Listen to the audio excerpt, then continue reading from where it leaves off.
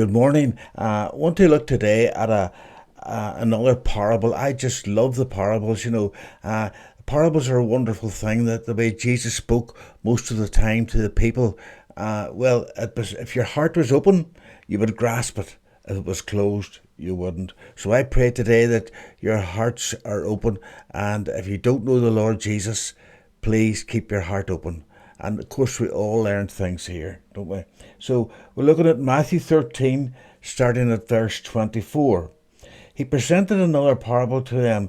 The kingdom of heaven may be compared to a man who sows good seed in his field. But while the people were sleeping, his enemy came and sowed weeds among the wheat and left.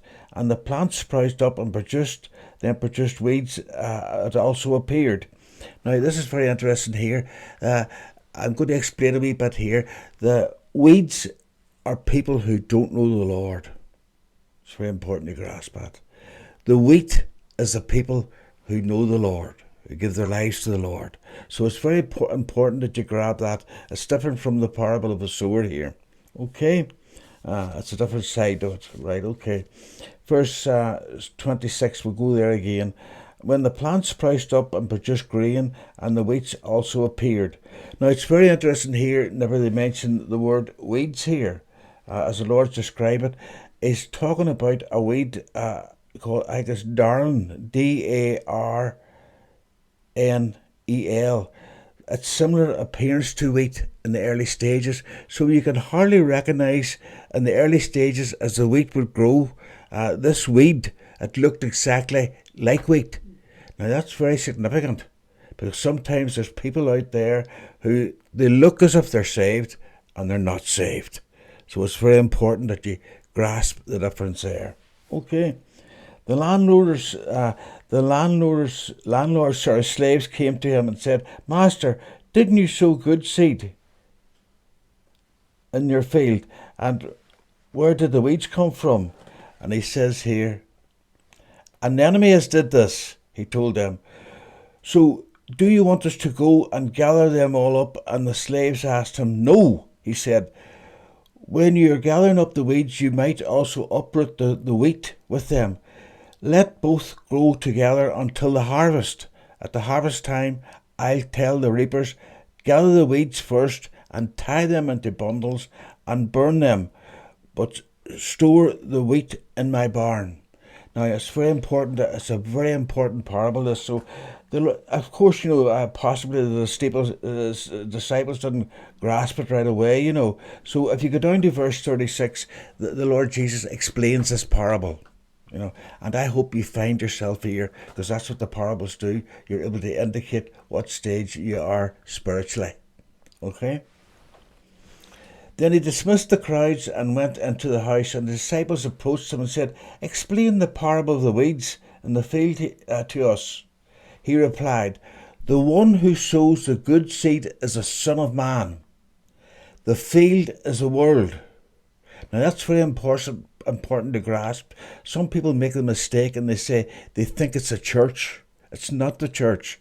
The church is born again believers. They that are called out, they should be.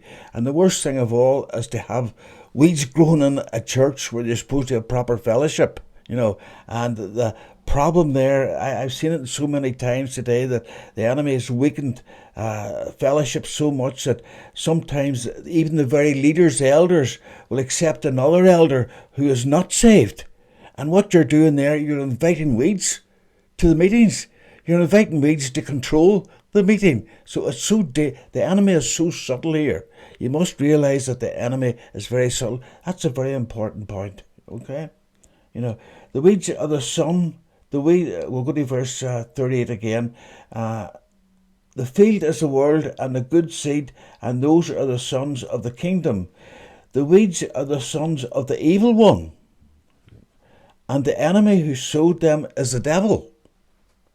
The harvest is the end of the age, and the harvesters are angels. So it's all going to come to an end someday, this. And it's really scary, this here. It's the fear of the Lord is beginning with us, so it's going to end.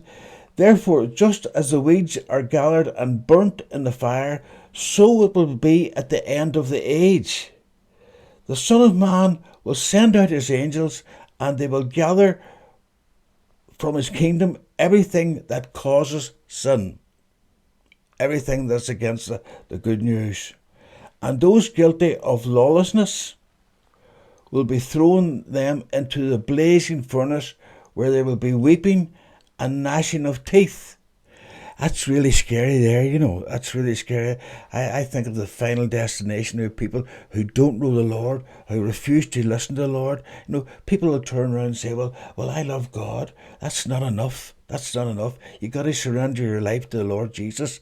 It's so important. It says in the gospel, if you want the Father, more or less, you have to have the Son. If you want the Son, you must have the Father. The two go together. So you can't invent God to suit yourself or anything, You can't bypass Jesus in any way at all. He says, I am the way, the truth, and the life. No man cometh to the Father but by him. But look, verse 42 again. Then they'll throw them into the blazing furnace, where there will be weeping and gnashing of teeth.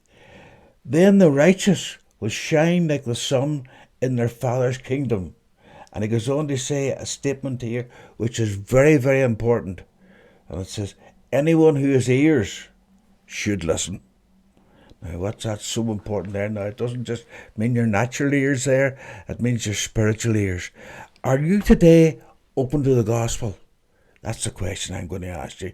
Are you open to grasping an understanding of this parable? I hope you are. And I hope you give your life to the Lord Jesus.